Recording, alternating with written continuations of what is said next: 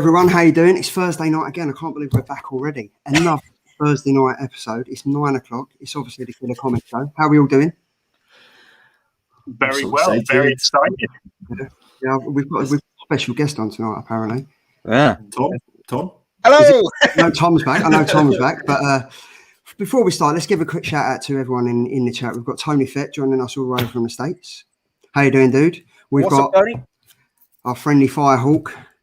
We have the Poptimist UK. We've got Comic Deal. Thank you very much for joining us. But I think we're all here to see one person. It's not me. It's not Ben. It's not Tom. It's not Andy. It is actually the man of the moment. It's actually killing it. So without further ado.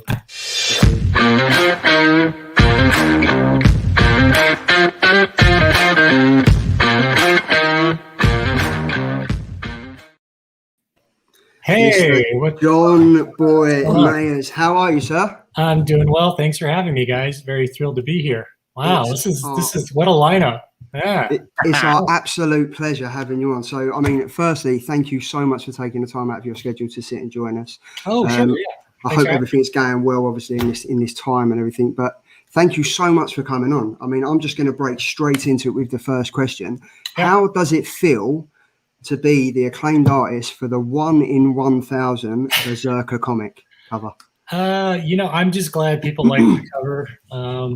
For me, it's just I'm glad people like it, and I think it's great that I was given the honor of my cover being on there. I'm just happy to do work that people like. Actually, that's all I'm thankful for.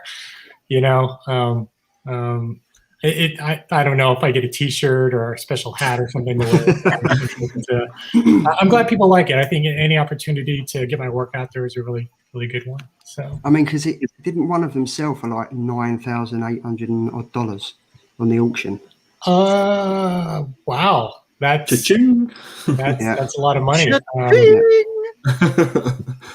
I'm getting my comps in from CBC, so maybe I'll put my stuff out there. I definitely would. Yeah, I think with COVID, it's this really strange thing is happening. I think especially in the U.S. market, where comics, especially CGC and slab books, have exploded in value, like speculators with Marvel shows and everything. It's been kind of crazy. Like all those back issues that you didn't really care about, like Darkhawk. Who cares about Darkhawk now? Darkhawk is so great. Oh my god! It's like, how dare you? Yeah, it's crazy, right? It's like, wow. Jonboy, I've got to say, you're talking about like crazy prices and stuff. So I know Tom there is modeling some of your work in the background, and I always think it's quite nice to try and get the artist work to have behind me when they come on.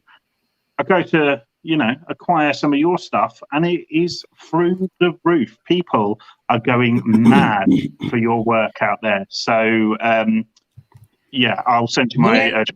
It's weird because I guess being an artist, when you're in a bubble, you just think like, I wonder if people like my work or know who I am, or because you don't really get that kind of feedback. Usually you go to shows and people are like, hey, we like stuff. You're like, oh, that makes you feel good. You feel like a big boy, you graduated from diapers. But I think with COVID, the past year and a half now almost, it's been a little surreal. And for me, I'm not totally in love with my work. So when people tell me they really like my work, I'm like, really? I'm really surprised. Because I think that part of making it hasn't really hit my brain at all. I still feel like I'm still hustling. So I'm glad people like it. That's awesome. Please keep buying. That's great. That's awesome. Keep me. Well, I've got to say, I got sent this from Tom today from Not Quite Mint. And if you're not happy with your work, there's something wrong with you, mate. Because this is incredible. Yeah, that one just came out. Yeah. This is amazing. Yeah, I'm glad you guys like it. Miracle Molly, Batman's got a ton of new characters showing up in the book. So. Yeah. I think it's one of my favorite. It's definitely one of my favorite 108 covers. That one. Oh, excellent. I like that you've got both Harley and Punchline in it as well. I think that's a really nice take. You've got the older characters and then the newer versions. It's really quite. I like the way you set it up as well with Batman at the back. The composition's amazing. Yeah. I really like your Teen Titans work as well, man. Oh, thanks, man. Yeah, I kind of for that composition, I wanted to do something where Miracle Molly's kind of front and center, and then Punchline's this big crazy new character, and then kind of parlay her with Harley, kind of like having like that unholy 3 on the front cover of the Batman in the back, like you can't go wrong. So it's kind of like the new Gotham City Sirens type of thing. Yeah. Like kind of, right? Yeah, totally. Yeah, absolutely. Yeah. How does it work, Jonboy, when you have a character like Miracle Molly, who is obviously kind of new and hot off the press? Do you get sent? I was thinking this today. Do you get sent like some kind of sketch or design so that you know what Molly will look like, before everyone else does? How does it work? Usually by the time we're working on variant covers, we have a couple weeks, like maybe 2.5 to 3 weeks, maybe, to get the cover done, and usually those issues are already done in the cans. So like Jorge Jimenez designed her, and he already had some pages. They sent some stuff, and I'm like, oh, cool, it's great character. Cyberpunk, hey, I can totally get into it. And that's actually what I drew from is from her colors, very cyberpunk. The color scheme is very greens and reds and kind of violets, kind of like Blade Runner 2044, very cyberpunk type colors. So it was a really good opportunity to kind of have some fun with that and do something different. But usually by the time we get to do a cover, like all that stuff's in the can and already designed. But it's kind of nice to do something that kind of lends the artistic voice of these new characters, So, yeah, that's cool. Go on, Tom. Is 2.5 weeks the normal sort of time scale that you would have to complete a cover, or is that generally quick? Like usually we have about 3 to 4 weeks. Usually, that's usually about a month. But sometimes things fall through and people drop out or bail. And you'll get something in, they're like, hey, we need this, but we need this. I'm like, hey, we need this in like a week and a half. Can you do it? And then I'm like, yeah, I'll do it. Yeah, I'm so excited. And my agent's like, what the hell's wrong with you? You can't do it. So I'm usually like staying up late to do it and working past my normal bedtime hours just to get it done. She was like, you idiot. I'm like, I know. I just had to do this. I had to do it. So massive shout out to Melanie though, because obviously she's kind of arranged all this. So she did say she'll be watching. So if you are watching, Melanie, thank you so much for sorting that, and thanks for keeping Jonboy on his toes as well. Yeah. So you've spoken about what you've worked on recently, but I mean, you've been in the business for what, over 25 years now, or something like that. Yeah, I'm like an old man. You're old school now. I mean, how did you go about like starting your artistic career? Because I assume you had some not as good jobs beforehand. Well, like everybody else, I drew as a kid all the time, and that's always kind of what I wanted to do. I wanted to either do comic books or animation, and I would stand in these big long queues back in the day, like in the 90s when like the Image Boys came out, and 90s like comics were like, oh my god, like Jim Lee and Todd McFarlane, Rob Liefeld, Arthur Adams, all these guys are like superstars, and they still are. But we'd stand in these big long queues for like hours to show work, and I'd always do samples. And I ended up, some of my friends started a comic book company doing the He-Man comics, so they hired me on as a marketing director, which I knew nothing about. But I knew how to hustle, I knew how to talk to people. So that kind of helped me get my foot in the door. And then later on, I decided, what, I really want to draw comics. So I put some Spider-Man samples together and sent them off to Marvel. And a couple of weeks later, I got an email from Joe Quesada saying, "Hey, look, we like your samples. We want to give you some work drawing Spider-Man." I'm just like, "Oh, this is it." So, yeah, it was a dream come true. I mean, looking back at my work back then, it's so terrible. I don't know what drugs they were on, but thankfully, like, it was the right drugs because they gave me a job. But I think the thing about it is like, if it's like any career that you want to get into, if you want to do something and you're serious about it, doesn't matter what level you're at. If you treat it seriously, you treat it like a second job or treat it like sports. Like no one picks up a rugby ball or an American football or a cricket bat and just they're instantly awesome. It's like you don't grab it and the light shine on you. It's like, oh, it's not like that. There's hours and hours of work and getting better and better and better and better and better. And that, eventually will pay off for you. Just keep with it. Just keep sticking with it. Like for me, it took me like, I think my first pro job was when I was 25, 26. And I was showing work showing work since I was like 15 or 16 going to shows. So that's a hard slog in there. That's a lot of rejection and a lot of people saying you suck or whatever. But the thing is like, within that sea of critiques or sea of like people just beating you down, there's always these nuggets of truth that are always going to come through. And I'd always take notes about what people are saying about my work.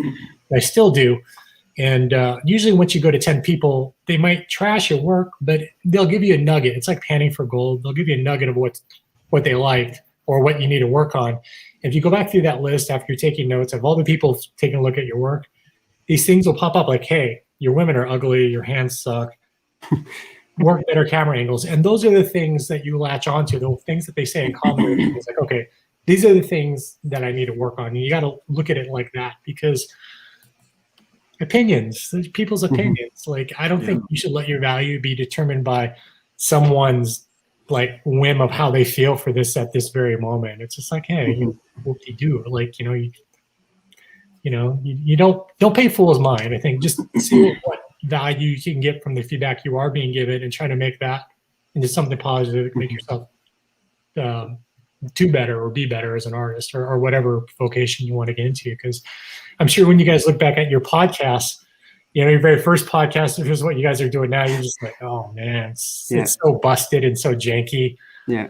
But I watched back last week and it was hard to watch. Oh, right. It's like a train wreck. You're like, oh, like, man, what was I wearing? Like, what were we using? Like, oh man. Yeah. But the thing about it is we all start somewhere. And the thing is, where you start is not where you end up. As long as you can't be afraid to put in the work. And you're going to go, like, for everybody who's trying to start something or do something, you're going to go through these ups and downs where you feel great. The next minute you feel like you totally suck and you're a fraud and you can't draw, or you're not worthy of this or that. And that's that imposter syndrome that sets in. And it's just, remember those moments, because that's what keeps you humble, but you always want to try to keep pushing through that and just work through that, because there's that pain and fear when you hit those plateaus of like, this is so hard. I can't do this. It's frustrating. I'm going to watch an hour of YouTube or TV because I really don't want to draw this panel. I don't want to do this. And you don't let that fear stop you from doing it. Just do it and push through, even if it sucks. Even if you have to say the next day, I got to redo this page.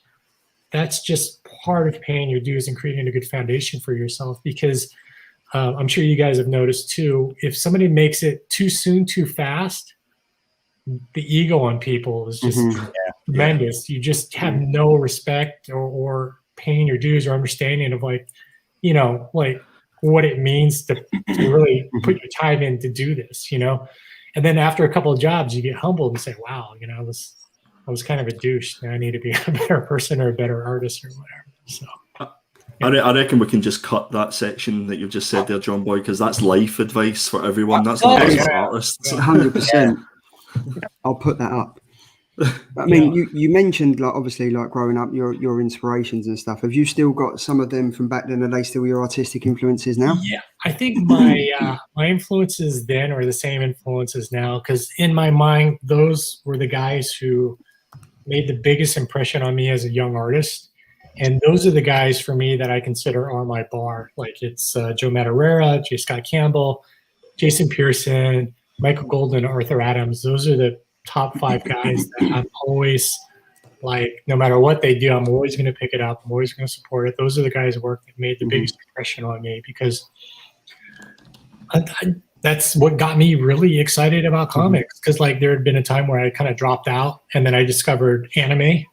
Yeah. And then these artists kind of had an anime feel to their work, and it kind of got me back into it again. And I think it's those things that got you into it in the first place should always be your kind of like foundational cornerstones of coming back into something, because whatever industry you're in, it's really easy to let life or whatever, or your job jade you. But if you go back to what your core foundations were of why you're doing this and the joy of doing it, and kind of reconnect, it helps out a lot. It kind of helps you find your fire back. But you always want to get filled up creatively too, because there's so many new guys now that are just crushing it. And the sad thing about it is it's just like they're like 15 and 16. I'm just like, the tools they have now are much more powerful and there's better support systems now online and communities online to get better and to level yourself up than back in my day, when dinosaurs were on the earth. So, yeah.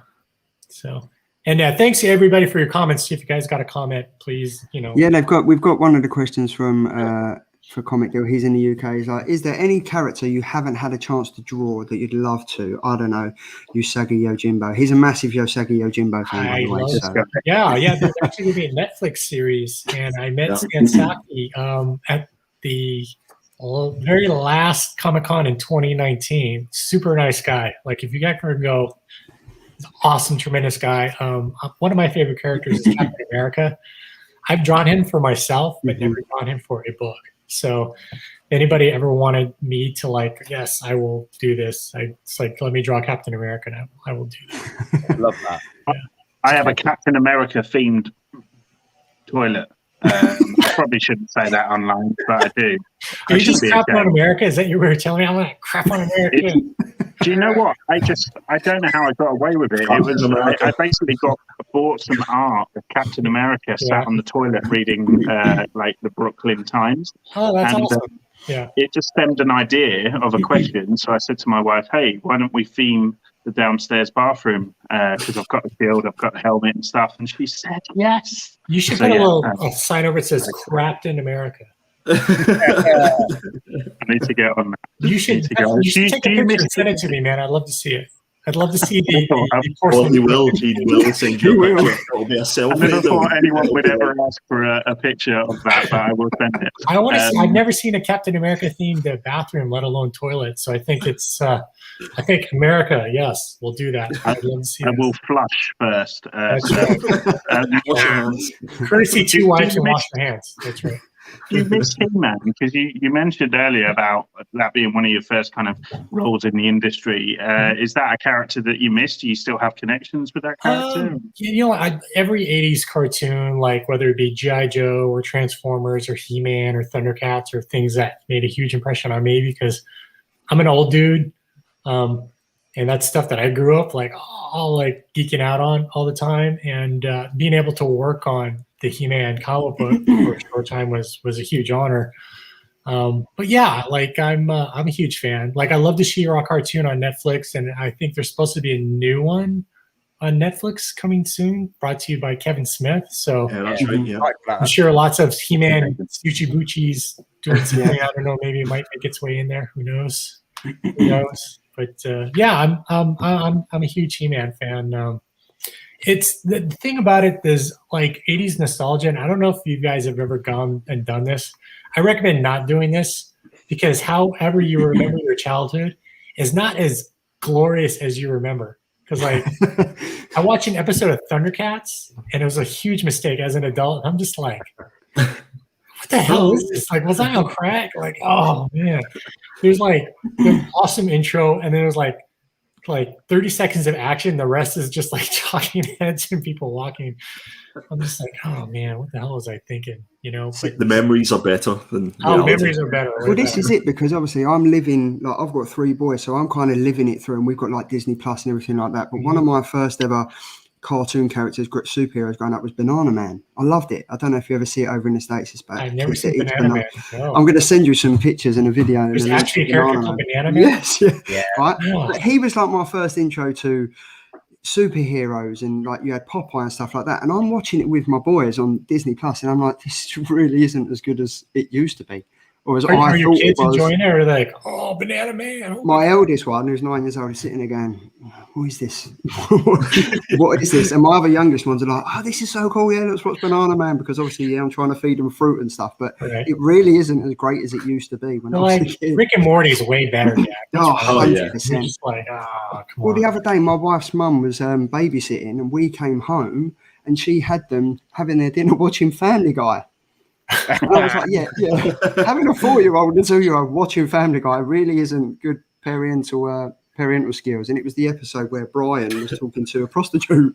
So I was like, okay, yeah, this is great. So yeah, that show has everything. It's kind of weird how politically incorrect that show is, but I think it's toned itself down now from its previous incarnations, because cancel culture is so strong here, especially in the US. I don't know if they get away with that anymore, So it's it's a whole different world we live in now. It's just wow. I'm just so going to child services are on their way, Charlie, and they'll be with you shortly. That's right. That's right. I've got the door double locked and they can come in That's at right. 11 o'clock, so that's fine.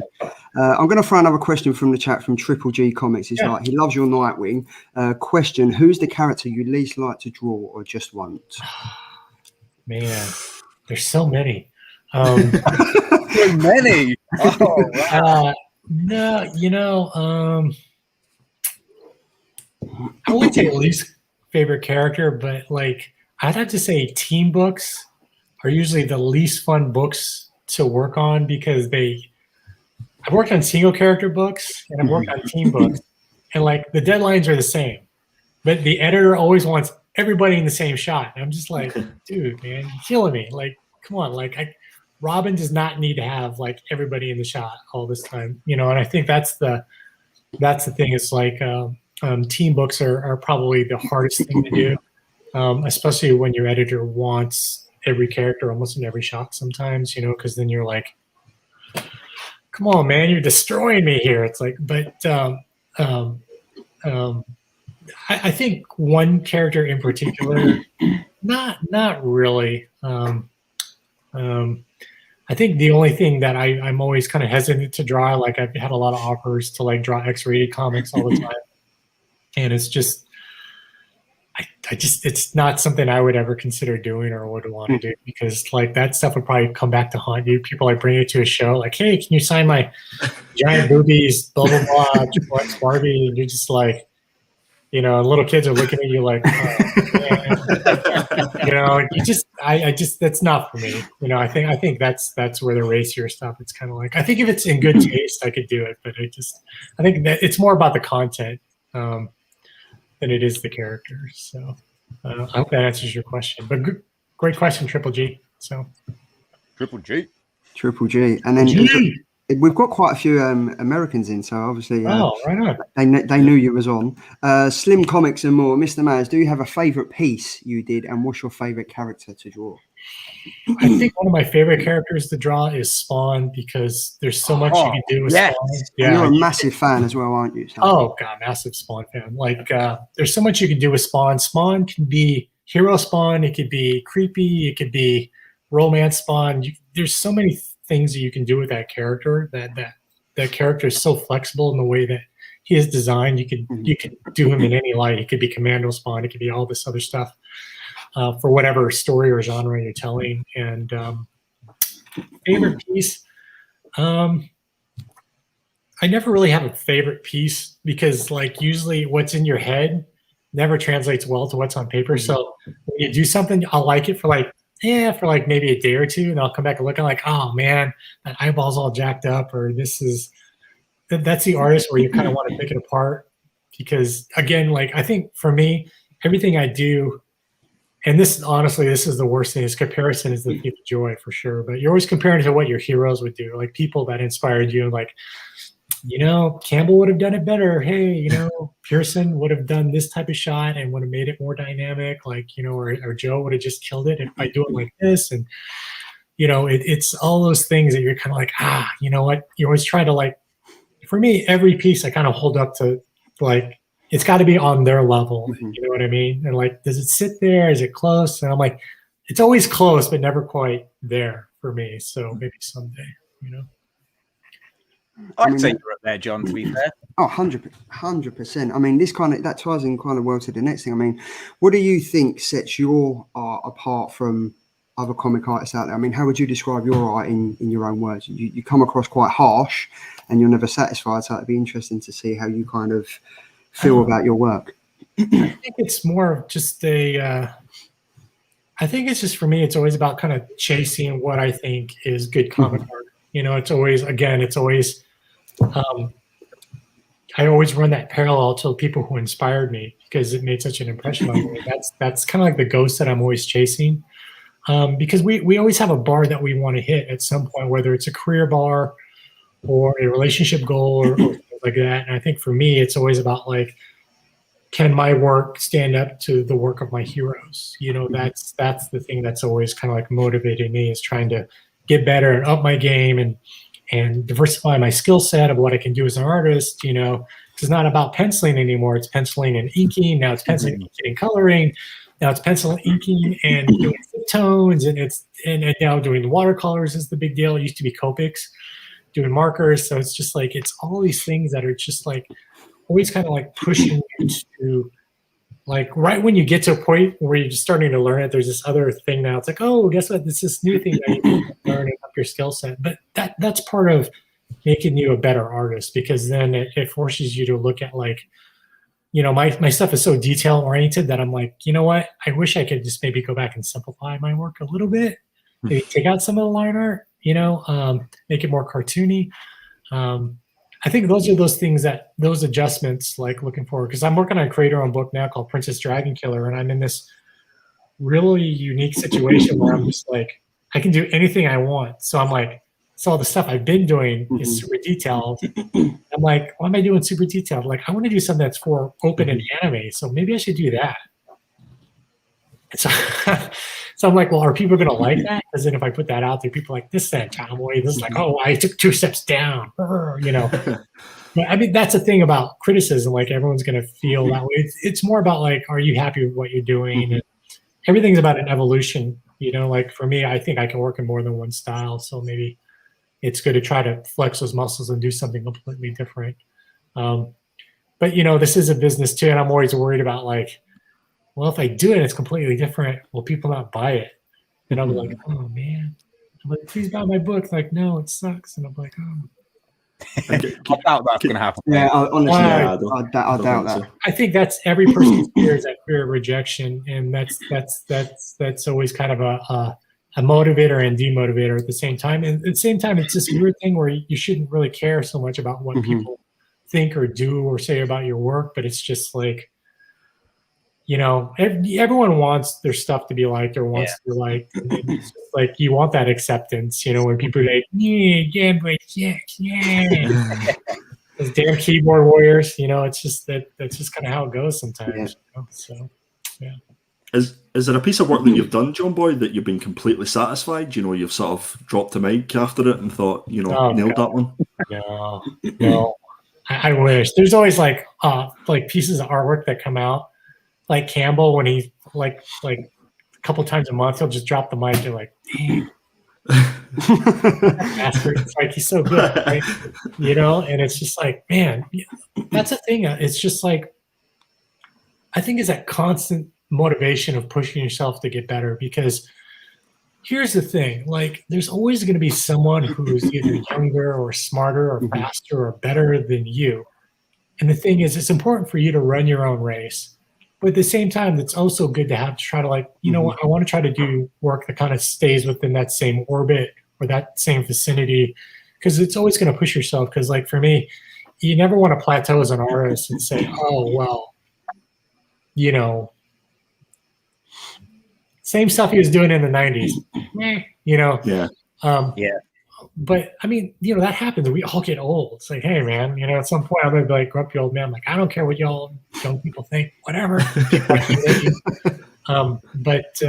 me, I just want to keep getting inspired, because like there's guys like there's a question here like, what guys motivate me? Like Stuart Immonen. That guy is just Stuart. I think Stuart Immonen and Olivier Coipel are two of the artists who have pretty much changed the whole landscape of comics and added that fine line detail and washing and things like that to comics that have been, and very graphic sense of storytelling that's made such a huge impact. I mean, I hate to say clones, but they've been the source of inspiration for so many artists, myself included too, like about the things that they're doing, and it's so innovative in how they're moving people through the work and things like that. Olivier, especially, like he can do a team book, but make everything feel like, even if he does a silhouette, it still feels like, oh, it's still filling volume and space. It works perfectly fine. And that's something that I've been walking away from by studying his stuff. Same with Stuart Immonen. It's like, yeah, okay, so it's a team book, but I don't have to draw everybody. If I do, I can put them in silhouette or shadow. I can half shadow them. It's no big deal. Like, they're still there. See, they're there. Like, cool. Yeah.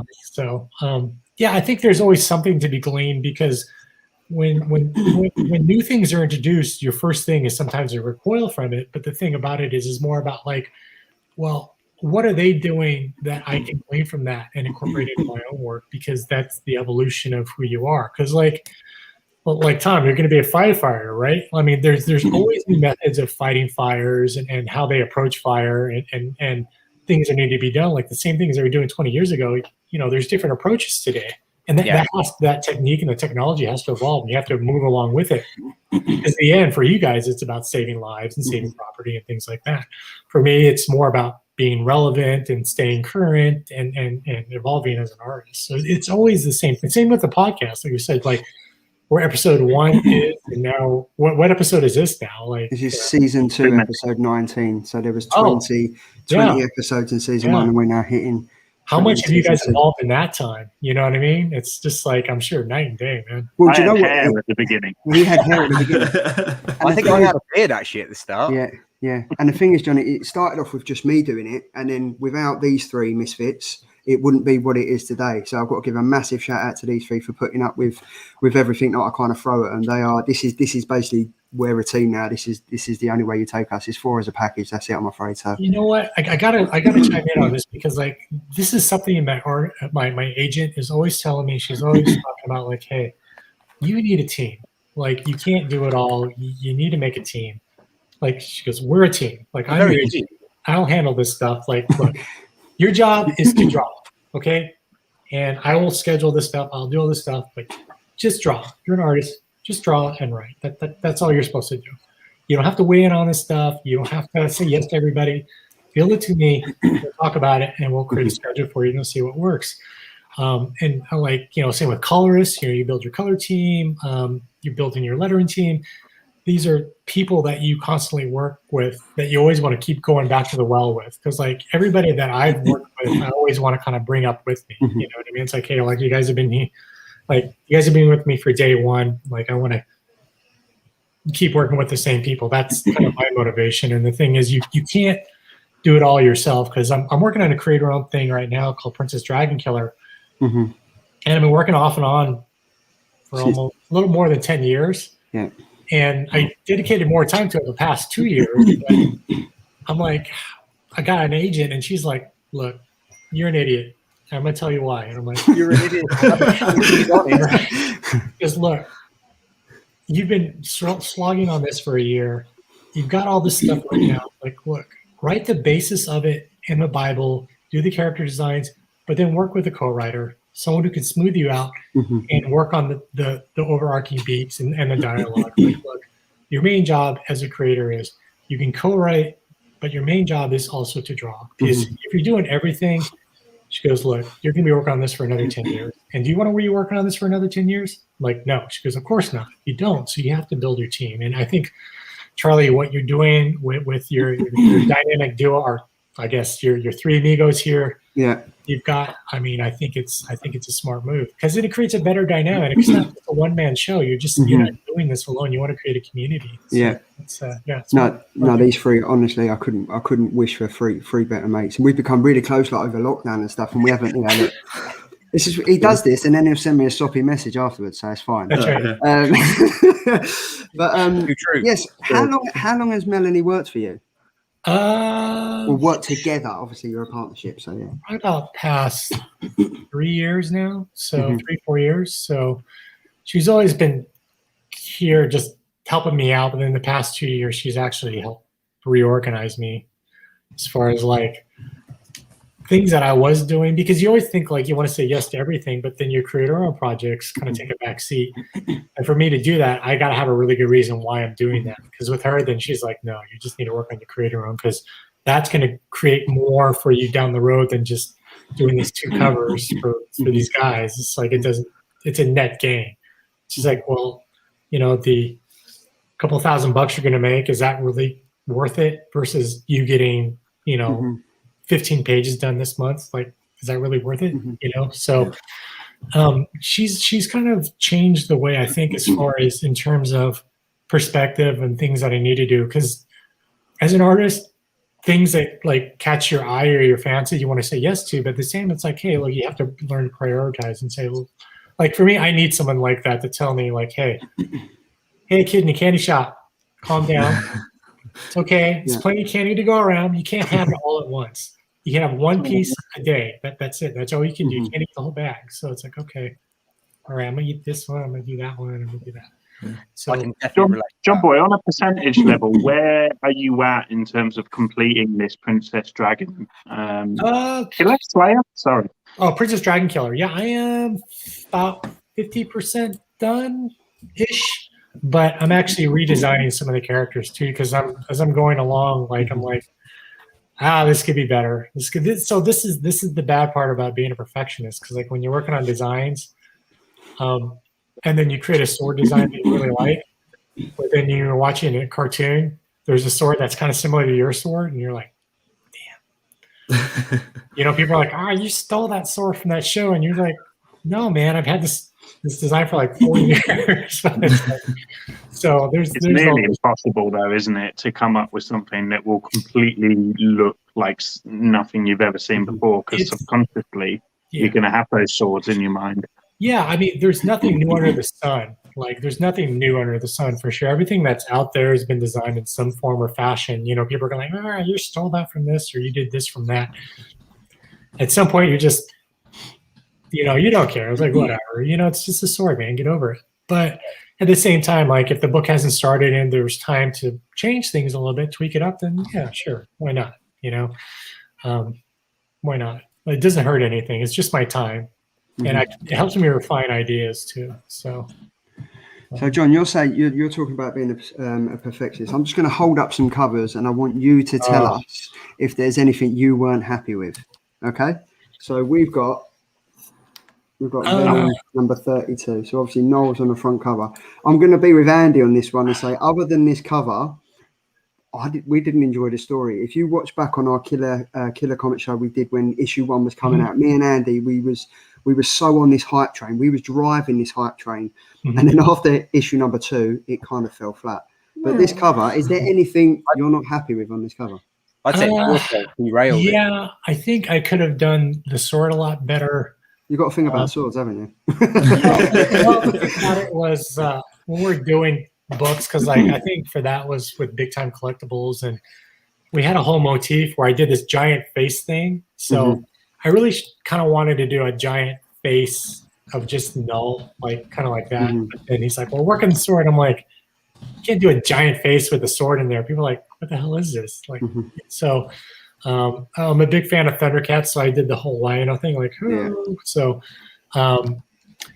looking back, I mean, it's cool. I think I would have kind of reworked the sword a little more, because you kind of lose some of it. But I think it's a good sword. I think it's as good a sword as I've ever seen a sword. Oh, thanks, man. Thanks. Yeah, it turned out that's actually one of my covers I actually was a little more happy with.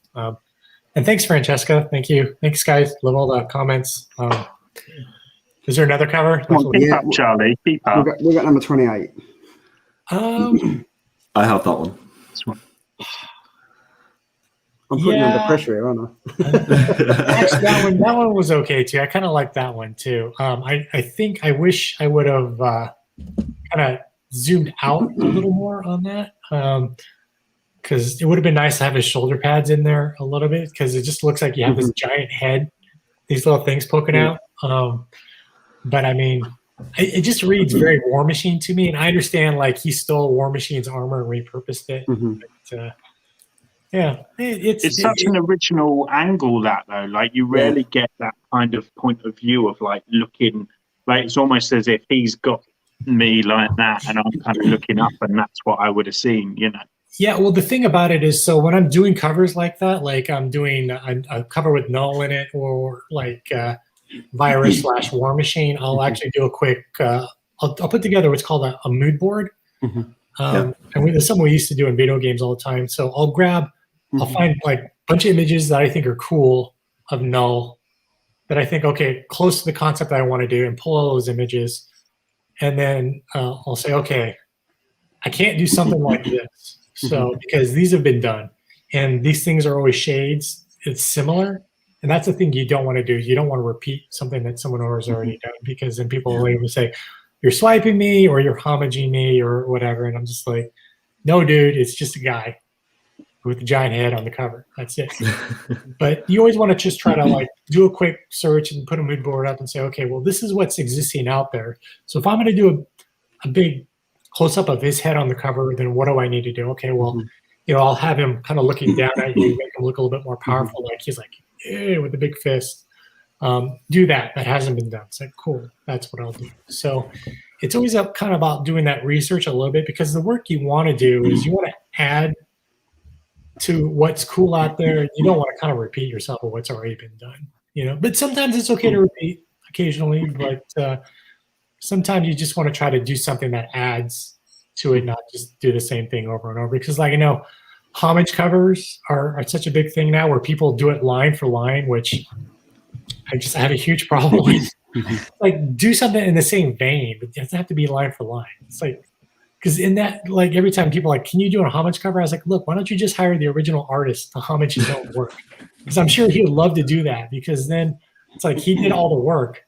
I shouldn't be the guy to just write in on his coattails, because all the work's been done. I just swap out the characters. It's like, I think there should be a year limit on homage covers. So like obviously, if you're going to homage a Jack Kirby cover or something, like, fair enough. But like, when you're kind of getting tributes to something that was released like 6 months ago, it's kind of weird. Like, the thing that drives me crazy is the Spider-Man 300 homages. And it's just like, so many. Dude, come on, man! It's the equivalent of the comic book mullet for comics. It's like, it's a mullet. It's like, at this point, it's like, but people love it. I understand they collect on that, and I don't want to poo-poo anybody's love for that. I'm just saying, it's just like, you could do something that still feels like that cover, but it doesn't have to be a one-for-one of that cover, man. Like, people like... Yeah, Charlie's got about 6 copies, can I just say. I've got a right habit of buying a comic and then forgetting I've bought it and then buy another one. Oh, dude, that's me, man, all the time. I keep doing it. Yeah. On one of the, I'm just going to go back to this one, because there's a comment from Triple G saying Jonboy needs to draw Banana Man as Super Ted. Oh, yes, Ted, 100%. I don't even know what those are. You'll have to send me images. I'm going to send you. I'll happily send you a picture of Banana Man and stuff. Can anyone remember what Super Ted's little pal was called? Do you remember him? Little what? He had a pal. He was like a. There's Banana Man. He looks like Batman. But he's it's like a Batman. Yeah. Using gloves of bananas, and he's a little boy called Eric, and he eats a banana, and he becomes Banana Man. Great. I'm gonna find Super Ted's. But that's crazy. Regarding the Venom covers that we was talking about, that's cool. Yeah, Super Ted. Yeah. We've got, my friend Darren, the Poptimist, so he's a Funko Pop collector, and he's friends with us on Instagram and stuff like that. And it's due to the downfall was him watching this channel every Thursday. There we go. Look. Spotty. Jonboy, you get the best content on here. I tell you what, we can provide every day. Anyone who comes to this channel for highbrow comic book discussion content, do one. You're in the wrong place. Sorry. So as I was saying, Darren, a friend of us on Instagram, he collects Funko Pops, and it was his downfall watching this show that kind of got him into comic books. So he kind of likes your Venom covers, so he's going to be picking up the covers and stuff like that.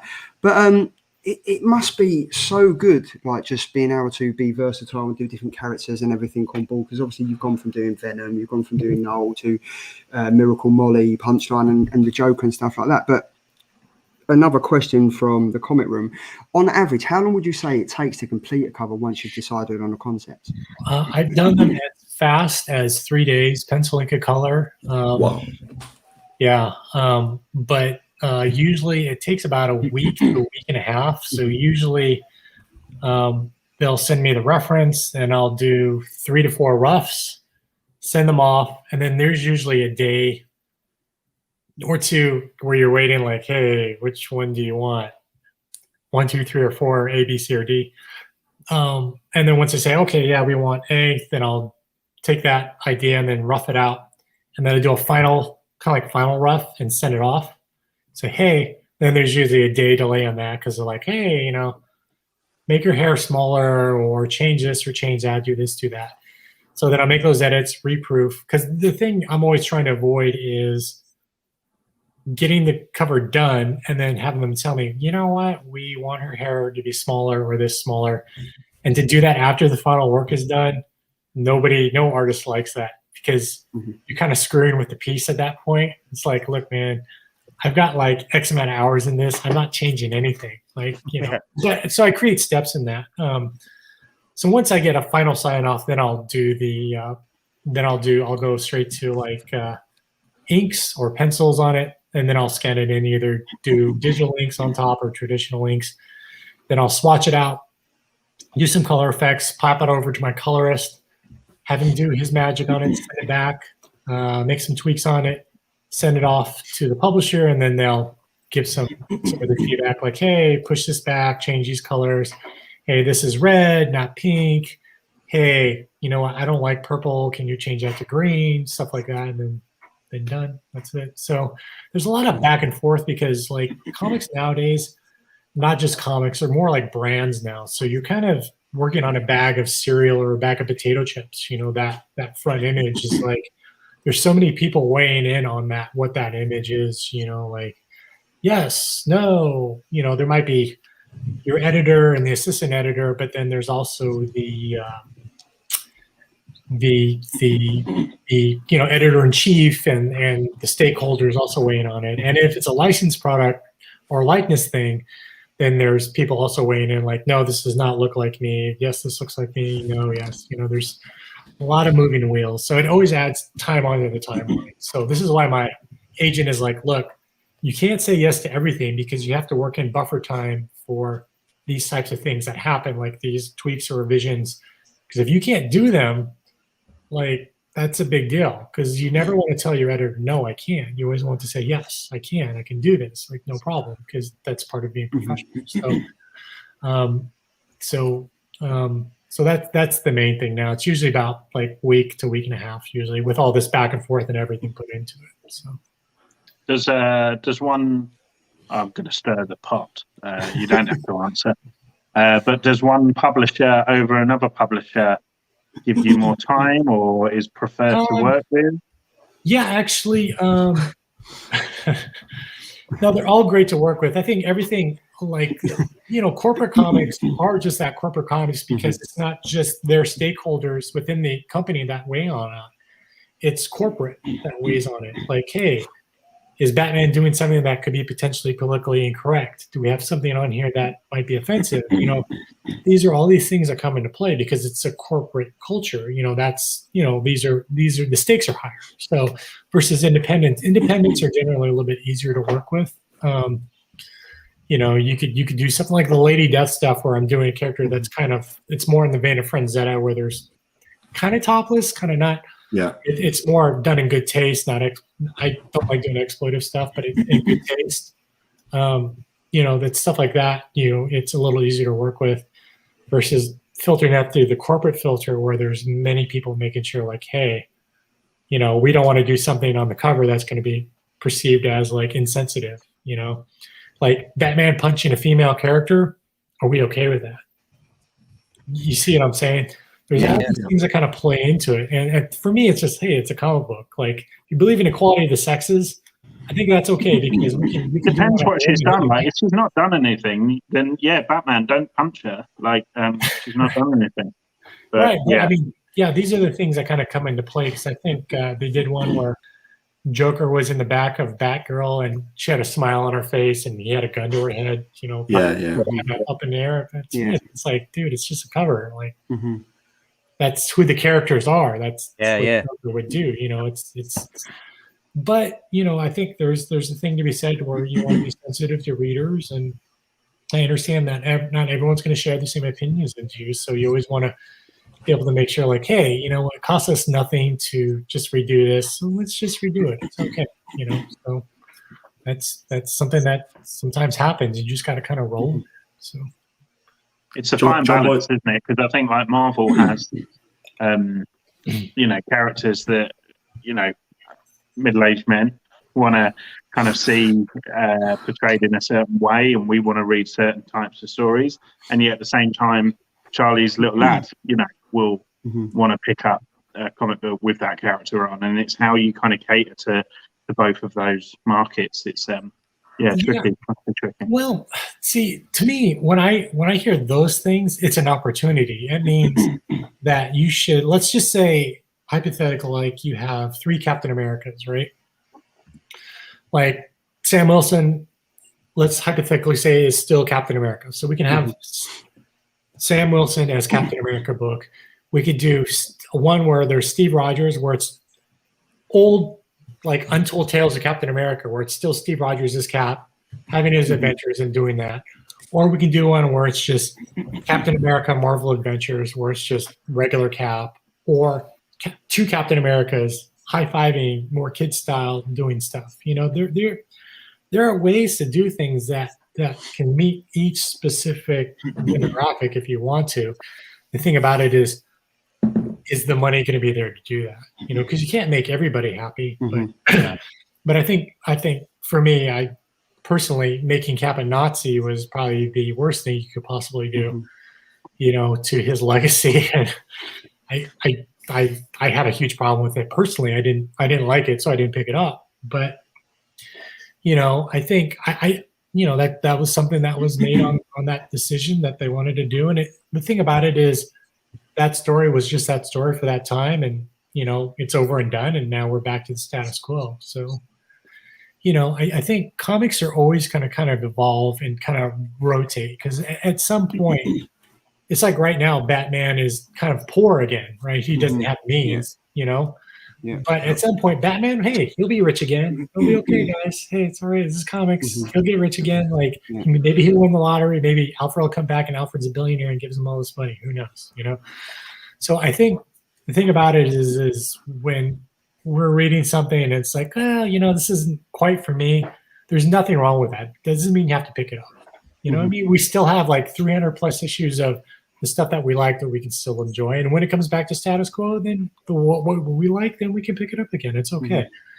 You know, because I'm doing that with Spider-Man at the moment. I've dropped it, and it hurts as a lifelong Spider-Man fan. But I'm kind of doing it, you know, in the vein that I know eventually there'll be a new storyline or a kind of starting off point that will draw me in again. Right. And I'm kind of okay with just putting it to one side. And I'm starting love affairs with new characters that before I might not have, you know, given the time to and stuff. So that definitely resonates. Yeah, I think the thing about it is I think it hurts the completist in you, because you're just like, you know, you have like, you stop at 300 and then it's like Venom right now. People with Donnie leaving Venom, people are kind of like, do I continue to read Venom or do I just drop it? Because people are like, but I've had like all these issues of Venom. Like, do I keep going or do I let it go? Because like, if you have this gap from like, you know, issue 30 or 50 or whatever it is, and then you pick up again at 75, at some point, you're like, I'm just going to buy those back issues because I want them, you know. Don't lie, you know you're going to do it. Yeah. And it's just like, you're like, damn it. But I think the thing about it is just like, you know, if there's something you don't like in comics, always vote with your dollars, because that's what counts at the end of the day. If sales go down on it, they're like, yeah, people don't like armored Spider-Man. Okay, he's going to ditch the armor. All right, cool. We'll cut this short. You know what I mean? So they do pay attention to that. Sales are a big barometer for them. So they're not making money or doing things that resonate with people, then you know they will change their tune, and that's just business, like any other business. So, yeah. Jonboy, you said your favorite character was Captain America earlier on. Yes. Is that because he was the first book you ever had? Like, was that the first comic you ever had? That was the first superhero book I ever picked up, ever. Nice. Previous to that was like Weird War Tales and Sergeant Rock and Enemy Ace and Creature Commandos, and then my dad brought home a Captain America comic, and I'm just like, wow, what is this? Like, I was like, you know, so, because like previous to that, like I thought Batman was just a cartoon and a toy. I didn't know it was a comic book. It's like it was news to me. So when I discovered it, it was just like, this whole. I mean, it made a huge impression on me because look what I'm doing now. Yeah, well, that's kind of what I was going to ask. Is like, did that book then inspire you to become an artist and then be where you are today? Yeah. It was. Yeah, like Jack Kirby stuff there was something magical about that whole thing, and I was just when I look back and think about it, I remember reading it, and like my dad, because like I had two other brothers, we all shared comics, so it was this lamp, and like underneath the lamp was this table thing, and you open and close it, and that's where we had to keep all the comics because we weren't allowed because we had to share it. Which, if you have brothers, it sucks to share anything. So I would always go back down and read that same comic over and over and over and over and over and over again. And I'd start drawing from it and like making my own comics. And then, pretty soon everybody in the neighborhood, we all got into comics. We'd make our comics and try to sell them for 50 cents, and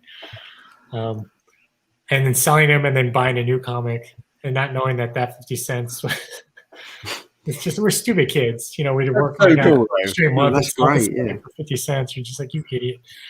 So there's a question from Comic Deal here saying, as an artist, what's your preferred method of comic scripting? The age-old Marvel method or a more structured, detailed script? I prefer Marvel method. It used to be, I've worked with both, but because Marvel method is more iterative, you collaborate more with the writer, and you share credit, which is kind of nice. But detailed scripts, you're pretty much nailed into whatever is written. They want you to draw, which I don't like. I don't really work well with like, hey, they do this and they do that. And as a fan and myself, and I also write like, hey, I don't like it, but at the same time, I know that this is a brand, so it's like, hey, Doritos brand approved script, and you're making a commercial. You have to follow the script for the commercial. So, it's kind of like do it or don't do it. For me, I don't really like to work on projects that I don't have a say in, as far as what the story is about or what the characters are doing, because as a creator, I'm not just an artist. I'm a creator. I want to be able to make my mark on these characters as well. If you're not going to let me do that, then I don't want to do it. It's like, it's not interesting to me. It's like, well, then get someone else to do it. Like, I'm not a robot. I'm not an art robot where you just program me and I do it. I can't. I gotta be connected to it. I gotta have passion for it. If I don't feel it, it's like, I don't. It's hard to get it. You know what I mean? It's just like, I love that. I'm not an art robot. That's great. Right. Yeah, I'm not gonna draw like that. So. And Jonboy, one of the guys in the chat, the Comic Room, was asking about whenever travel to Comic Cons happens again. Do you have any? What Comic Cons do you plan to go to? And is there any in the UK? We would highly recommend Thought Bubble. That's what us lads. That's what us lads are going. If I ever got an invite to do Thought Bubble, I would definitely do it. I'm always scared to fly into Heathrow though. Every time I've been in Heathrow, I don't know if it's just me or it's just, does everybody have like a bad experience at Heathrow where you get like kind of manhandled and shoved into a room? I think that's just you. That's happened to me twice. I've flown through. Sounds like every day for me. Like, I can't do this again. Like it's just horrible experience. But I would do Thought Bubble. If they give me an invite. I do mostly ones in the U.S. I do Comic-Con, San Diego Comic-Con. I occasionally do New York. I do WonderCon in Anaheim, and I occasionally do MegaCon. So I try to do some of the bigger shows, and there's some smaller ones like Comic-Con Revolution is a really nice small show, and Heroes Con in North Carolina is a really small show. That's always fun to do if you want to connect with other artists and creators. So, that's cool. That's cool. Yeah, we're hoping to have the guys from Thought Bubble on the show. Oh, great! Yeah. So we'll hook you up and you can come over and we'll take you for a pint. Oh, I would love to do that. Yeah. Or two. I'm a lightweight, so be kind. Don't laugh at me. It's a cheap challenge, isn't it? Like, look at this American. I'll pass out in the Captain America toilet. Like, take out America. But I've done a couple international ones. I did one in Madrid a couple of years back, which was amazing, and I did one. What did I do? I did one in Kuwait too, which was pretty amazing. Like to see that comics and cosplay transcend political lines and racial barriers and things like that, I think is an amazing thing, because I think the more that we can do to get together and enjoy things that we all like instead of like what's different about us, about how about things that we have in common. That's really great. You know, I always think it's like more of that, you know. So I mean, you spoke about like the Marvel, the old age Marvel and stuff like that. But I mean, is there any period of history that you kind of take inspiration from and like, and it inspires you? As far as like what? As far as comics or work or I guess anything. Like, I mean, do you kind of just look at things and think, oh, that's great. That color palette and stuff will work with what I'm working on at the moment and stuff.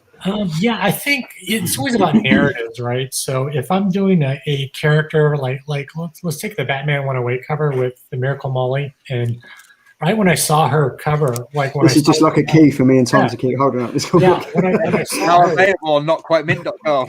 Segue. Yeah, so right when I saw it, I was like, okay, she's a cyberpunk. So my mind is like, okay, what are cyberpunk colors? Because everything has to fulfill that narrative, right? Mm-hmm. So what I try to do stuff that try to sets my work apart from everyone else's a little bit. You know, there's so much competition out there, so I'll always like, you know, to sell that she's cyberpunk, I'll Google cyberpunk. I'll look at movies that I consider cyberpunk and try to pull from those palettes. So usually it's greens and pinks and purples and things like that.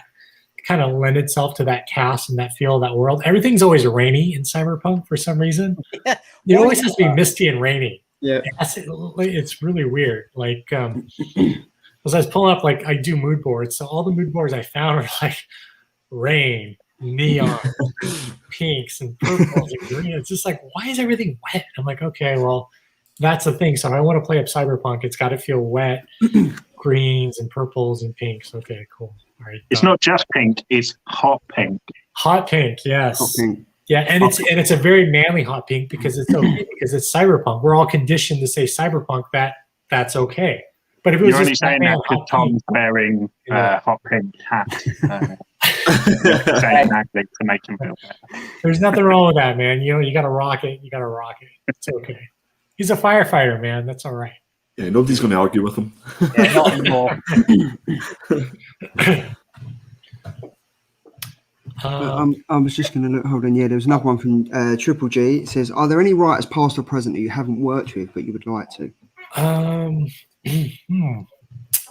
Honestly, it's more the classic writers. I'd love to do something with Marv Wolfman because it's Marv Wolfman. Yeah, I don't know. No, not really.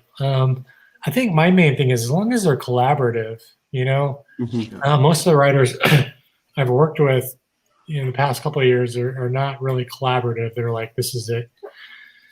And I'm just like,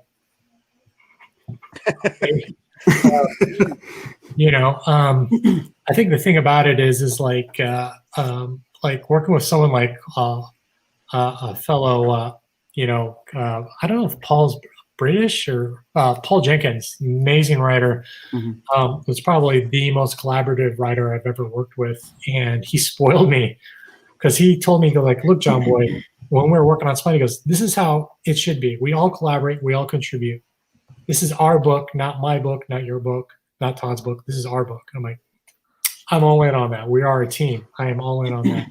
And we'd always talk about things, and I loved that process so much that when I went back to like regular comics, as far as working for like Marvel or DC, and it wasn't like that. I'm just like, and they told me it would be. You're like, but it's not like that. It's like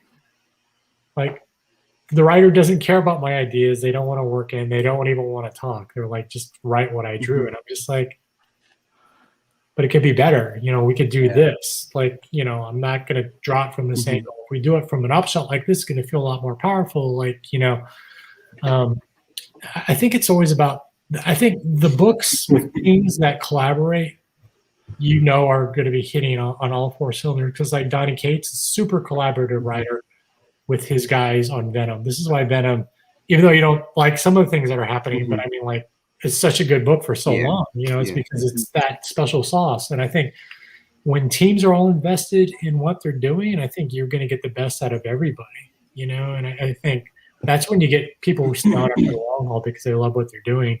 Mm-hmm. I think it's where people are a little bit more checked out, and it's like, you know, it's just not something I'm excited to draw or want to do. Like for me, and I'm just saying what's for me, and you know, I got to be excited about doing it because it's like if there's something that's just I'm not excited about, it's like it's going to be real hard for me to like do really great work because it's going to feel uninspired. You're going to feel like they're going to be like, why does this work suck? I'm like, because the story sucks, man. I can't get into it. I'm like, I don't think the character would do this. I don't feel like the character is like this. The character is more like this, you know?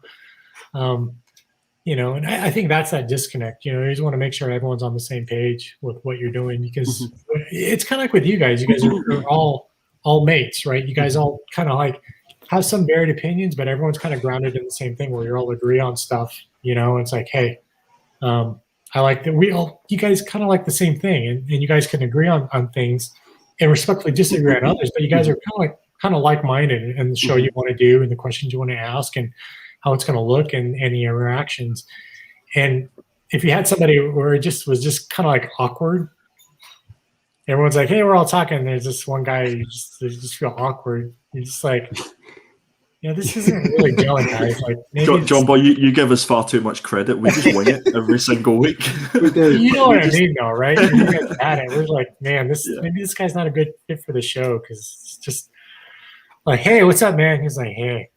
You're like, so what's up? Oh, nothing. I was just drawing. You're just like, You'll be surprised how many people there are out there on YouTube like that, Jonboy. Well, I think this is what sets things apart. Is like I think when you're really in it and passionate about it, that's always going to sell through. And for me, I want to be passionate and excited about things that I'm doing and the things that I'm involved in. Because if it's not, then it's kind of like. I mean, we've only been talking for an hour, and you can already tell, John, that you're very, very passionate about what you do. Oh yeah. Yeah, and it's amazing, and I love the fact that you're well in on teamwork because that I just think teamwork makes the dream work, man. Yep. Yeah. There's no one-man shows in comics, man. That's right. There's no one-man shows in comics because it's just like Frank Miller without like a great colorist. I mean, Frank is great. Don't get me wrong. Like, okay, like hey, Frank Miller is awesome, right?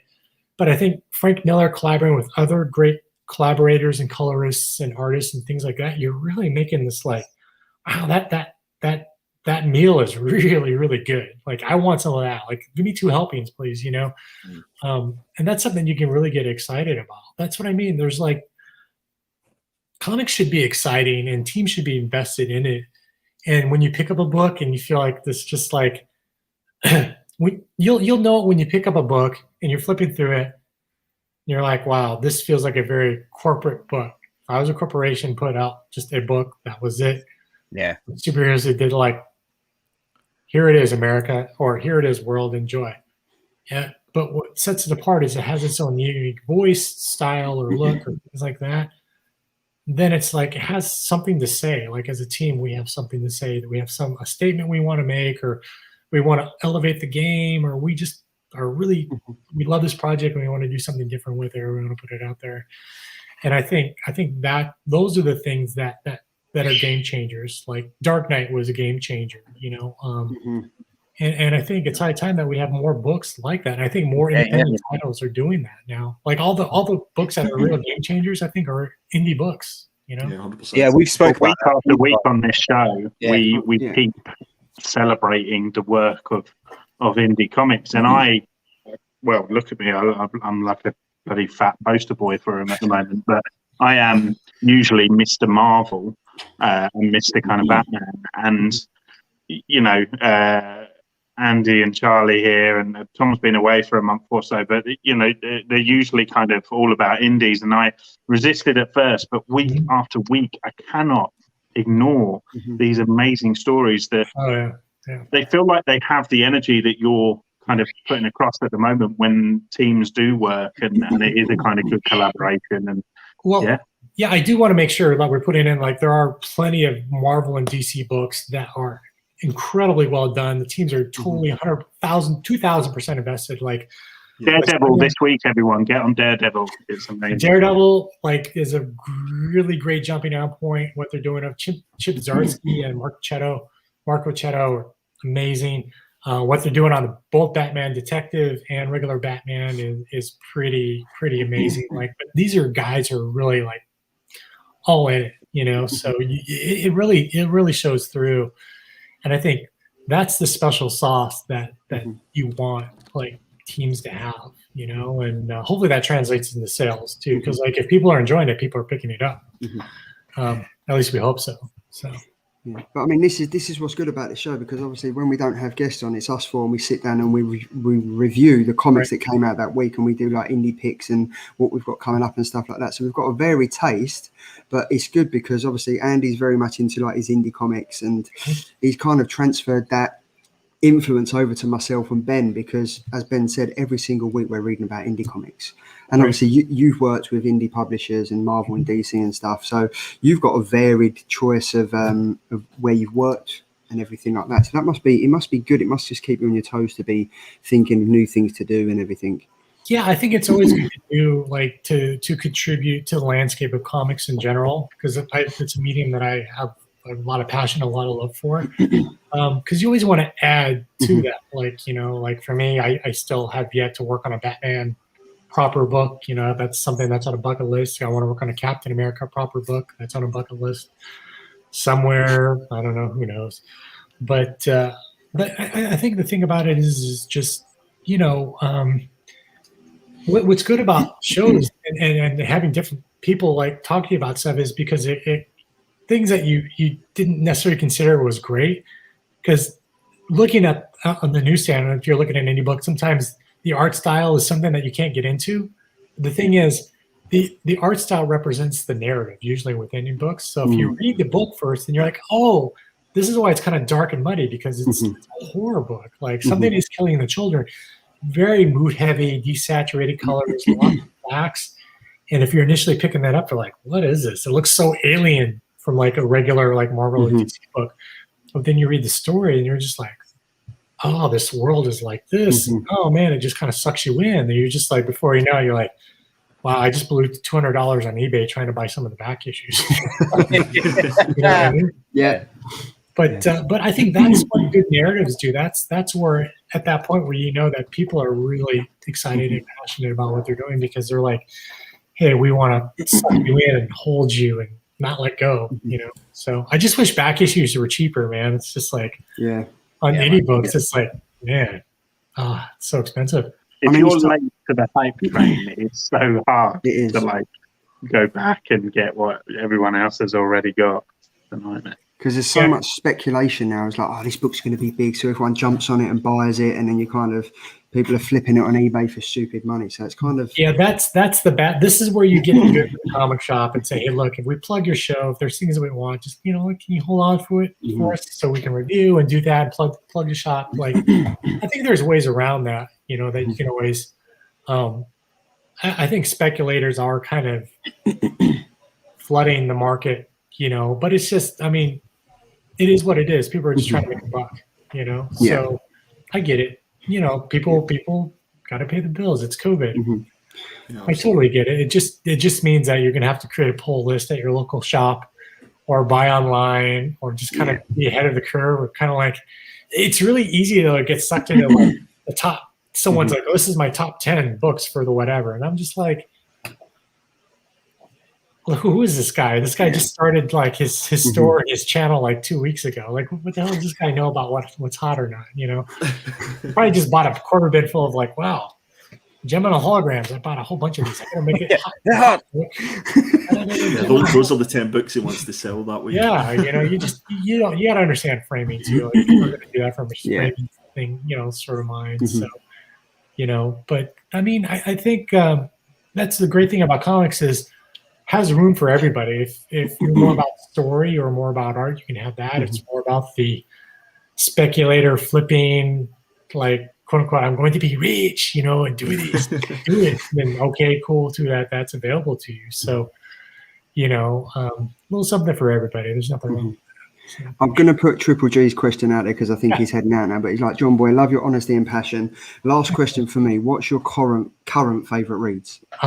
Man, I'm reading Batman by Jorge Jimenez and James Tynion right now. Really great. Berserker by Matt Kent and Ron Garney is good. Nice.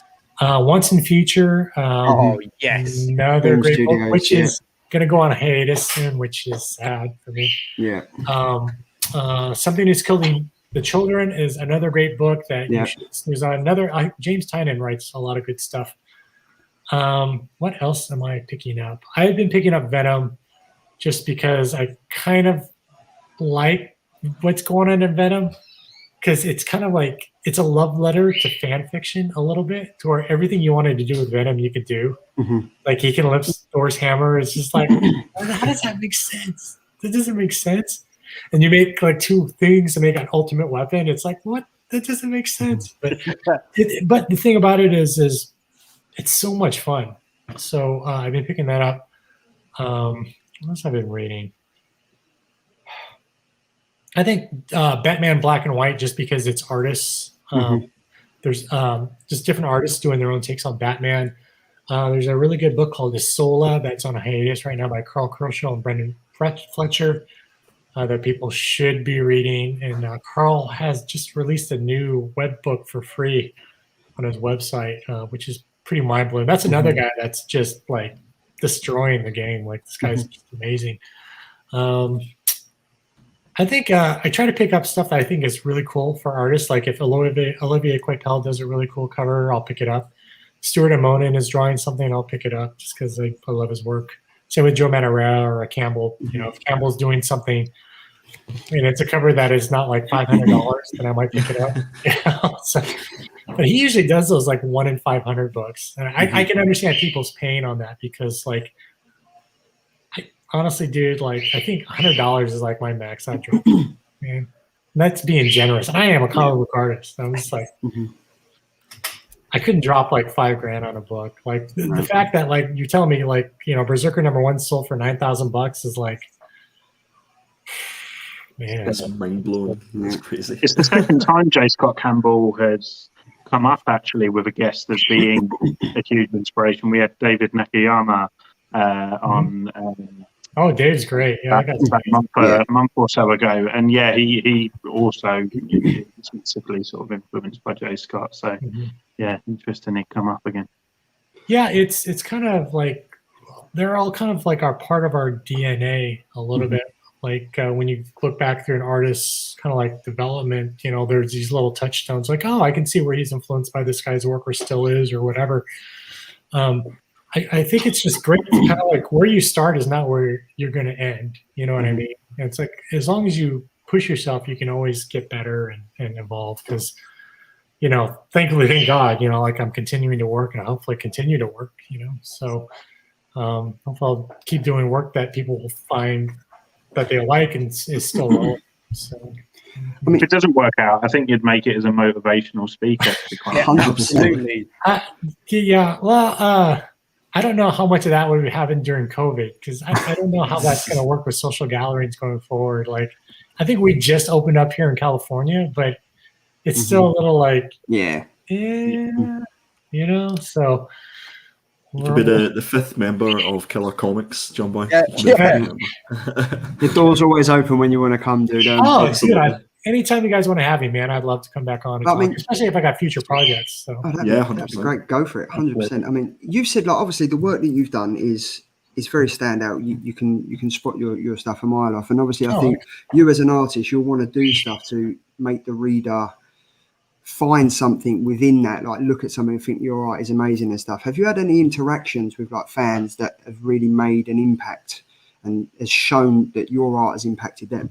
Yeah, you know, it's really weird when I'll meet people and they'll say, "Hey, I really loved your cover. I loved your work." And for me, it's like, wow, it's really humbling to hear that because I'm somebody's jumping on point. You know, like my heroes work for me. You know, so. Because like when you're talking and interacting, I'll like, hey, show me your work, and hey, who else are you looking at? Are you practicing? Like, my thing is always about trying to encourage people to say, hey, look, you know, you want to get your work out there. Like when I first started, like for my first 5 years, I worked for free for anybody who would want to hire me. Like, do my own books, you know, do my own creator-owned stuff. I'll do free pinups, free covers, just to try to get work out there to cut my teeth. And I think it's just. You got to be hungry and you got to be willing to just put your work out there as much as you can and get feedback on it because that's what's going to make you good. You know, it's going to make you better because, you know, doing work and not getting feedback on it, I don't know how good you're going to get. You know what I mean? Like you want to have feedback on what you're doing because maybe you're doing something that just isn't resonating with people, or what's you know what I mean? You always want to. Yeah. It's always good to say, hey, this is good, or hey, what are you doing here, or this doesn't make sense, or this color's too muddy, or these are great colors for RGB, but they're going to print like crap. Maybe do this, do that. There's always something new to learn. And I think my thing for me is just I always want to encourage people to try to push themselves and do better, because I never want to be that guy who's going to discourage somebody. Because for me, my first question is when people are showing me samples is, how often do you draw? And, if they're telling you, like, I want to be a comic book artist and, I draw like for 2 hours once a month. And I'm like, hey, so that's not going to happen. Like for me, if you're serious about doing this, like, this is what it takes in order to do this. Treat it like a sport. Like you want to get good at soccer, practice it for 2 hours every day. It's like every day. Like I come home from 7 to 9, every time at night, I'm going to do one panel. I'm going to do this. I'm going to do that. Set goals for yourself until you get better and better and better. That way you can chart your progress, because, I mean, you can't expect to be a pro bowler and only practice 2 hours a month. I mean, that's like, yeah. What world are you living in? It doesn't, come on, man. It's like, be realistic. Once you tell people that, like, hey, because sometimes when you talk to people, you'll find out their passion isn't exactly art. It's more about the idea behind art, or they actually have more of a passion for color, or more of a passion for ink, or more for writing.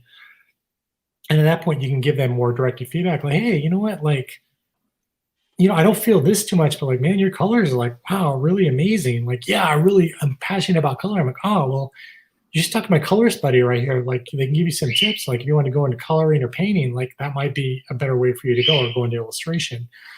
So, because sometimes it takes us a while for us to find out what we're supposed to be doing artistically, whether it's graphic design or just character design, because not all of us are cut out to be comic artists. Maybe some of us are just hey, maybe I'm just a cover artist, and that's fine too. There's no shame in that. Yeah. So I think it's just kind of figuring that out for yourself. So. Yeah. What I'm hearing, Charlie, is that we need to do more than an hour and a half every week. We need to have more YouTube time to perfect this. No, I definitely think we do. Well, I think when you guys are doing, like, you should do at least something once a week is always good, especially New Comic Week, where you guys pick out your favorite comics and talk about why this is, because like comics is what kind of links everybody. It's like, what are you passionate about? And always talk about that. So. Yeah, 100%. No, but no, definitely. I mean, Darren from the Comic Room has said, was it always comic book art you wanted to do, or did you consider doing other ways of using your artistic talent? Obviously, you've done the gaming side of things. Right. But, I mean, was comic books always in the forefront that you wanted to do? Yeah, actually, I wanted to go into computer animation and get into film. So I was doing that early on. So after I graduated from high school, I got a scholarship, and I wanted to just get a regular job, kind of like, I was too scared. Like, my parents didn't really understand art too much. So trying to get them to like support art career when they don't really understand that there's a career in art. This is long ago. Like, nowadays it's much easier to like understand, like, oh, well, art is a thing. Now it's a little bit more front and center than it was. So, I got a degree. I have like my Bachelor of Science. I was supposed to become like a criminal forensic scientist, wanted to be a field specialist. Wow. Yeah, as you do. As you do, right? But I had a chance to go to Cal Arts or our art center and pursue a career in animation, and I got scared and I didn't go. Which was sad, because all the people I met there moved on to all these great shows. They're like directing features now and everything like that. I'm like, oh man, like this guy started here and now he's doing this. I'm like, But I mean, comics were always a first love for me, so I'm doing comics still, and that's totally fine with me. That's something that was my first love, so I'm still doing that. And I still love video games too. I still bounce around in games and do stuff. So I think just kind of go where you feel like you want to, do things that you're passionate about. You want to do, just as long as like you can put food on the table, provide for your family, and do things like that. Because as lofty as I say, like, I can do all this stuff, but I am married and I have responsibility, and sometimes I have to do stuff that I don't want to do. And it's like, you know what? not wild about the story, but I got to pay my bills, so I'm Mhm. going to do this and Yeah. get it done and move on. So Mhm. that's it. Yeah. Cool. So, And talking Great. about that, is there any future projects that you can let us know that you've got coming up? yeah, I am working on some new covers. I've got a Extreme Carnage Agent of Venom cover I'm working on. Working on some Red Sonja stuff. I'm doing a 10-page Red Sonja stuff story for, I think there's a new series called Red Sonja Black, White, and Red. Oh yeah, I've Um, seen that. Yeah, I think I'm doing issue 2 and a cover for issue 2. And then working on Princess Dragon Killer and then working on some game stuff. And that's about it, man. So That's really cool, man. Yeah. I'm looking forward to seeing your Creator's Own project. Yeah, me too. Yeah, definitely. Yeah, you know what? When I get closer to that, I'll fill you guys in because, like, I don't know if we have to call it soon because, like, I just drank this whole thing of matcha tea and I think it's going right through me. So. That's cool. It's fun. But no, when you've got the Princess Dragon Killer and everything, come back on the show and Yeah, I'll just slug do the that. hell out Yeah. of it. Talk about it because obviously you've got your sketchbook volume 2, which is out as well. I mean, does that contain some of your like mood board imagery and stuff? And, Yeah, like, actually, it has a lot of my. It has actually like sketches, like League of Legends stuff, cover stuff, sketches, concepts. It's kind of like the best of everything. It kind of goes through like the design process, concepting process, things like that. So.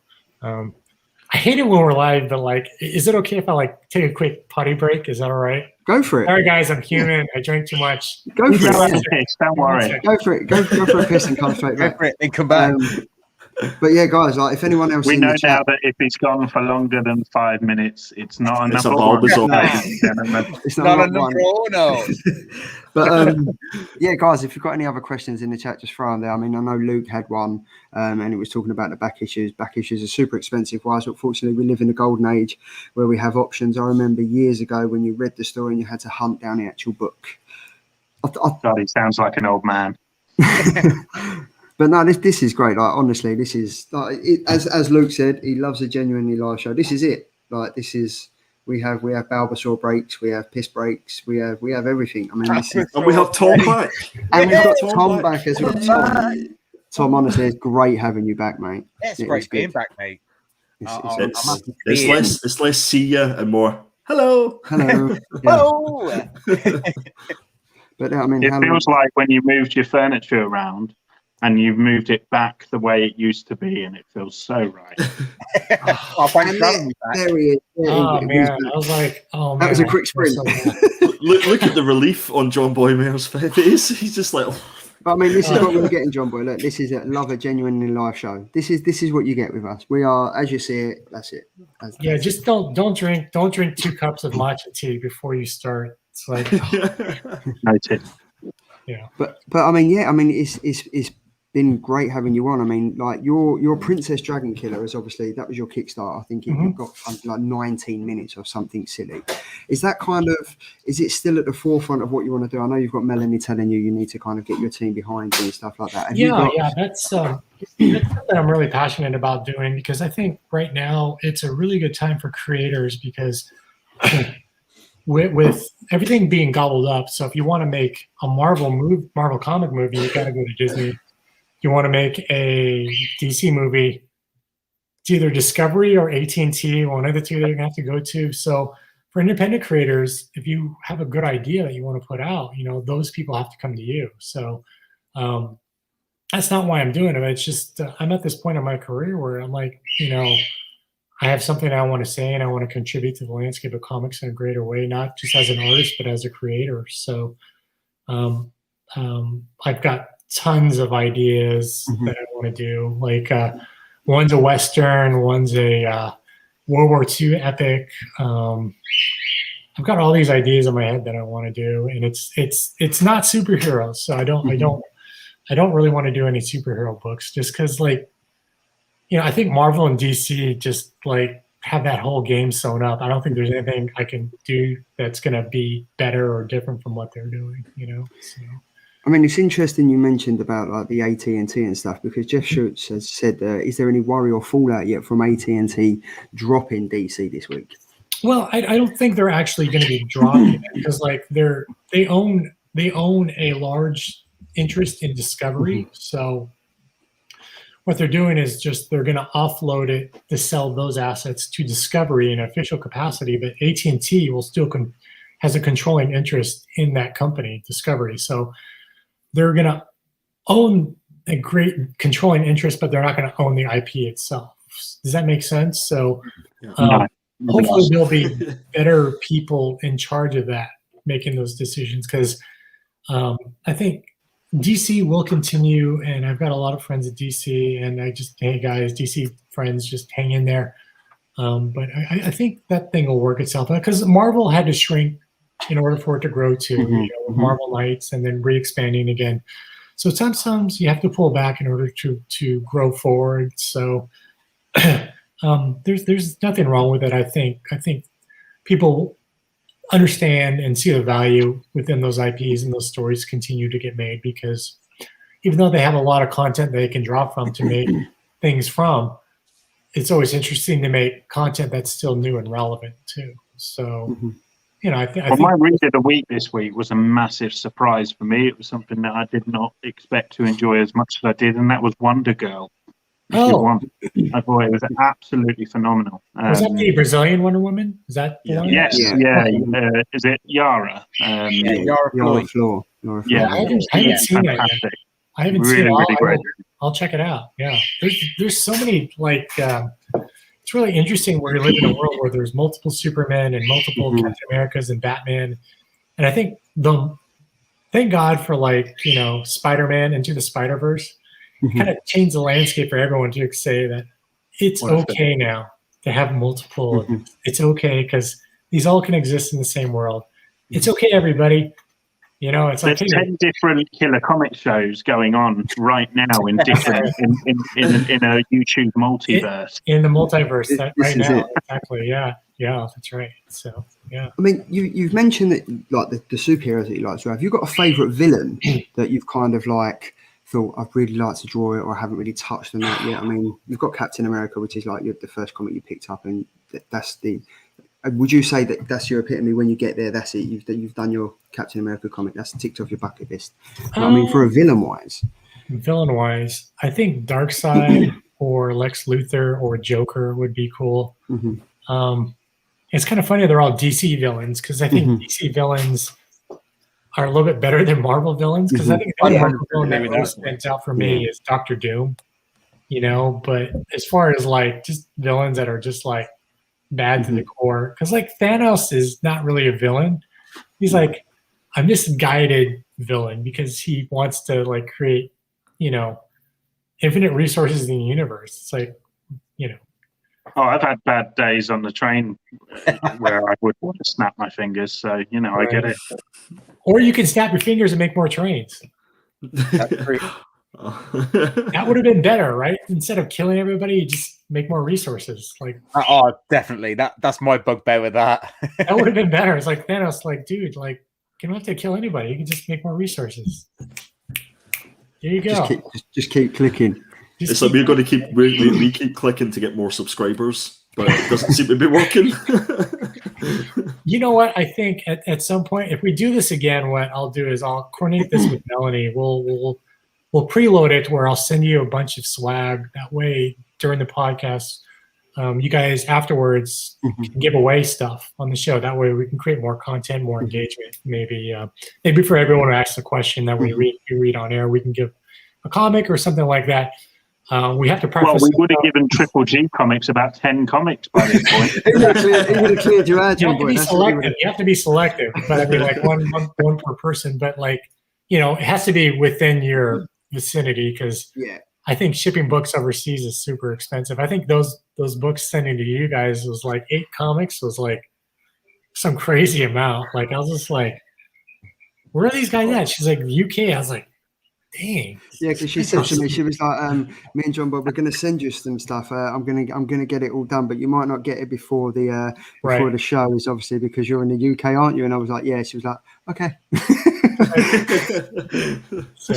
Well, you haven't checked your email tonight, Charlie. You've actually got an invoice coming your way. I know, Melanie, she messaged me at 3:00 this morning, and I woke up and I was like, "Oh no, what haven't I done? Have I got something wrong?" And she was like, "No, when you get a chance, when you wake up, could you just drop the link?" And then obviously we'd spoken throughout the day, and I've got the link and everything. But no, massive thank you to you and Melanie for sorting that. Anytime, guys. Yeah. I should have let you know before without blowing. No, it's okay, surprise, but it's all good. It's all good. I'm super happy to be here and chat comics, man. I don't talk to anybody, so this is kind of neither do we. It's good.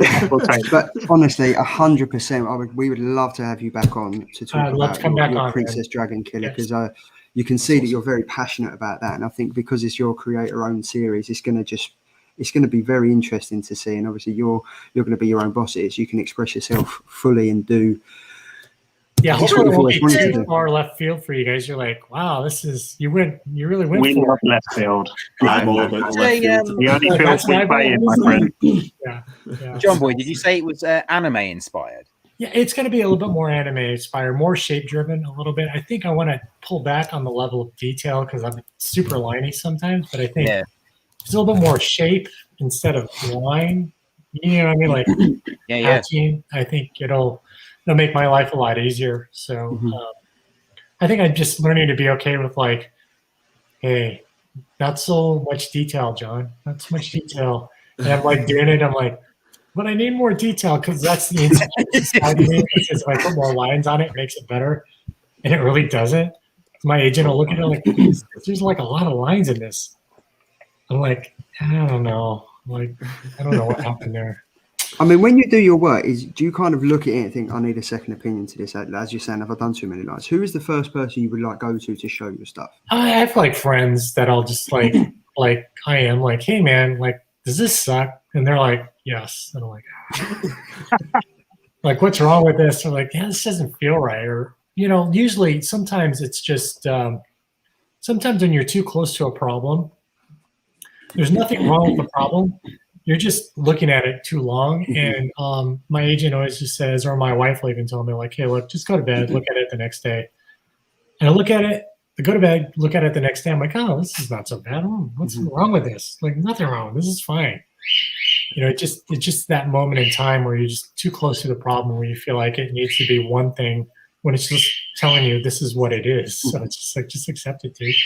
We can be your UK sounding board, Jonboy. Yeah. So just send us a DM and we'll critique it for you. Yeah, you know what? I might take you guys up on that because I'll have to NDA you guys, but like it'd be really nice to get some feedback early on about like how the book's trending and like, hey, how do you guys feel about it?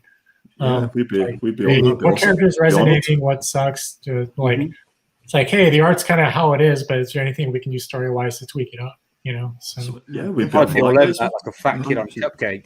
Yeah, you might just say this. Signed lots of NDAs, so that's fine. More craft in America. But I think, I mean, we're coming to an end. I know you're very busy and stuff, but I mean, as a final Jonboy thought, what would you give? Like, what advice would you give to like upcoming artists and stuff? I know you touched on it earlier and just be consistent in your work and stuff. I think Tom is actually an artist, so he's got his notepad out as well. Yeah, I'm ready to go. You know what? Like, just if you guys can, just IM me on Instagram so I know to follow you guys. So. Sure. So I'm just like, I see a lot of people repost them. I'm like, is this part of the show or not part of the show? But I want to follow you guys. So, but I think advice for people. Sorry, my bird's like going crazy.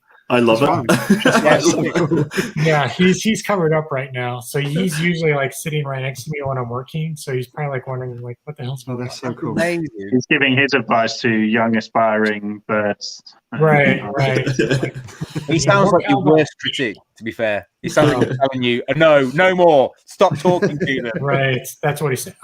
That's what he's saying. But I would say like with anything, with any endeavor you want to get into, whether it's art or sports or anything that you're passionate about, is where your time goes, grows. And if you really want to get good at something, treat it like a second job and spend the time to develop that. Like you want to become a better ball player, like 2 hours every day or 3 hours every day, in order to get good. And I can guarantee you, when you start doing that over a month, you're going to see improvement.